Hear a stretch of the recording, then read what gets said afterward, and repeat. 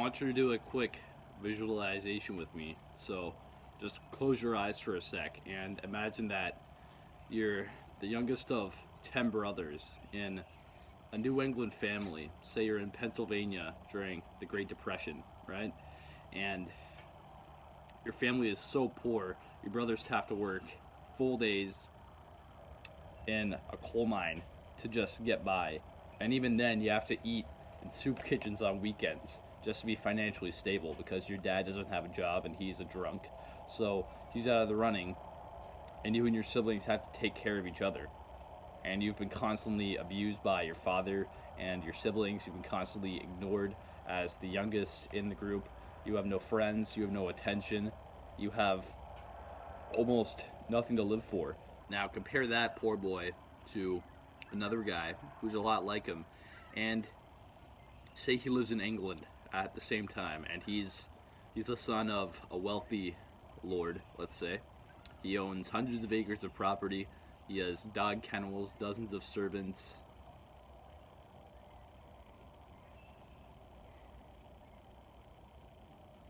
all the wealthy friends and acquaintances that he can ask for, the respect and admiration of countless strangers because he's the next in line to be the man of the house.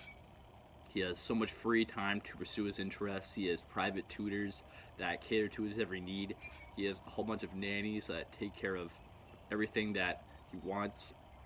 And he lives a really great life. Now, let's say we took you, the poor guy from Pennsylvania during the Great Depression, working in a coal mine, and we took that other rich English boy and we put you in two separate rooms and we asked you both to complete the same task separately. Let's say it's a very hard task. Let's say it's a very difficult puzzle that you have to solve. Who do you think would give up a bit earlier? Would it be you or the rich kid? Well, it'd probably be you. It would probably be you because you have no incentive or interest to even start to try, because you've been raised with kind of the mindset of, if you have no guarantee of getting through with it, if you have no guarantee of succeeding, then why bother? If we ordered you both to do something dangerous and risky, who would show less resistance to the task? Well, probably you, because you've been taught not to speak up when you think something is wrong, because you've been traumatized whenever you've resisted something, right? If we ordered you both to talk to strangers, who would be more nervous? Well, that would probably be you, because you have been raised on the poor person mindset of being paranoid of everyone else and being suspicious of other people's intentions whenever you talk to them. If we asked you to fight each other to the death, who do you think would lose? Well, probably you, because you would show less resistance, again. Because you're malnourished, you're around toxins your whole life, so your health is pretty bad, and because of constant physical abuse, you really aren't comfortable with getting all touchy-feely with someone, even if they're trying to kill you. So that all goes to outline the point of this video, which is your environment can either set you up for success or failure in any walk of life, and basically I'm going to teach you how to set up your environment for success. So your environment is defined mostly as the things or the people that you spend most of your time around. So basically your household, the house that you live in, and your family. That, by and large, is what your environment is. So perhaps you have an environment similar to the first boy, where if you're suffering abuse, if your parents are deadbeats, if you've had basically a hard life so far, you have my sympathies, but you still have the responsibility to do all you can to make good of a bad situation if you want to find success, or basically a reason to get out of bed in the morning. Maybe you feel like you want to move out right now, and honestly, I understand that. I would try to move out as well if I were you in that situation. But if you can't, you'll have to take every liberty to make what you're around daily, so basically your environment, as closely aligned to your ideal vision as possible, right? You want to optimize your environment for success despite all the things that seemingly are going against you within your own environment, whether that's negative parents, siblings that like to bully you and bring you down, just depressing a depressing climate where you live, not a good atmosphere, you know, kind of like the small town mentality where the nail that sticks out the most gets hammered, that kind of stuff. You have to ignore all of that, and in spite of it, if you want to find success in spite of those things, you're going to have to optimize your immediate environment and your mindset for success. So I'll teach you how to do that. So the first thing we should realize here is that your physical environment that you inhabit, so basically your room, right? Because your room belongs to you, and if you're anything like me, you spend most of your time in there when you're at home, reflects your mental state and your priorities in life. So you can tell what someone's mental state is like if the room is messy versus if the room is clean, right? An organized room reflects an organized mind. People could have their goals written out and taped to their walls versus people who just have like posters of random bands or movies on their walls. So you can change your environment by optimizing for success in your areas of focus. You have to minimize distractions within your environment as well. You have to minimize the friction that comes with switching between certain tasks, right?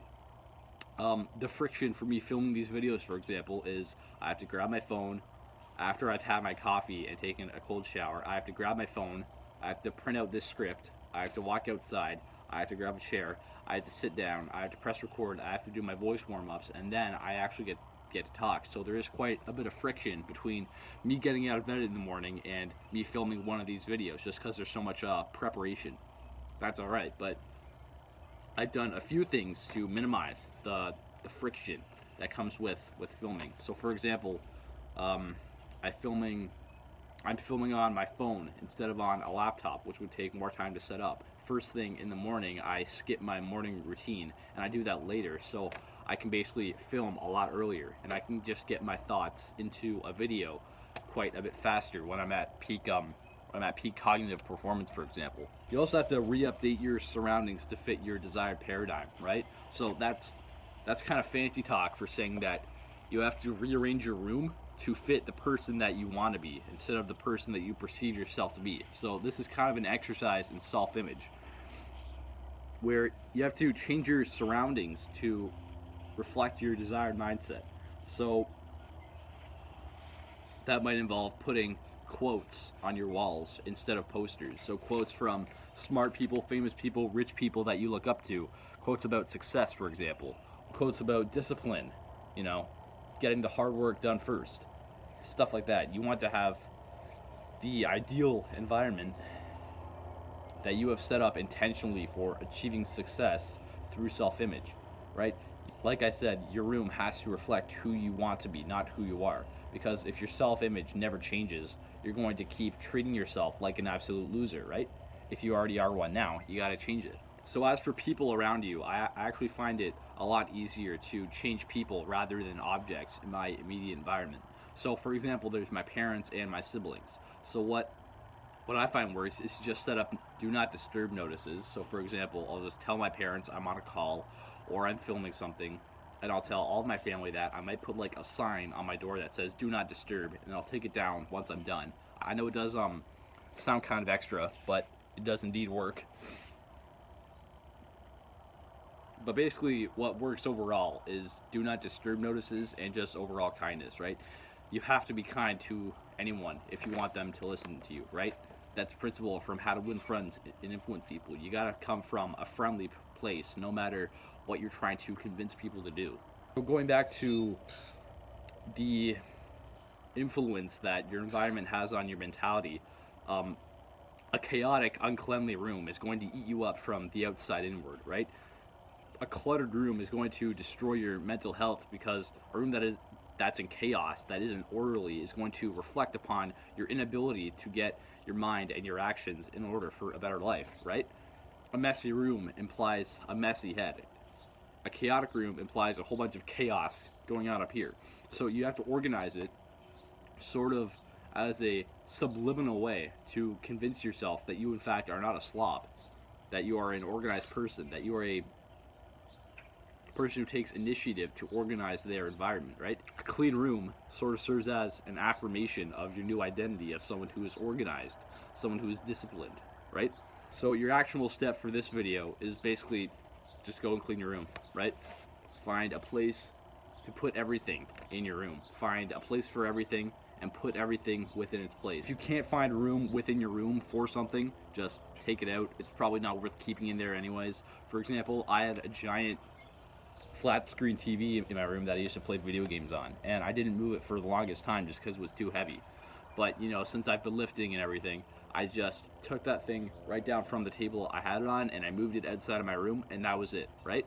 Now I can actually work at the desk on my room instead of just having to stare at a TV that's sitting there. So that all goes to say that you have to set up your environment for success, right? There is no alternative. There is no magic pill that is going to get you the results that you're going to get from that, right? So yeah, go and clean your room, go and change your room, go and organize your room, make sure that everything is in its place, give everything an organized look, dust everything, polish everything, make this room reflect your new identity as this Spartan, this guy with a Spartan amount of organization and discipline. Organize your room to fit who you want to be, right? This applies to anyone who wants to change their identity, who wants to become more than they are right now.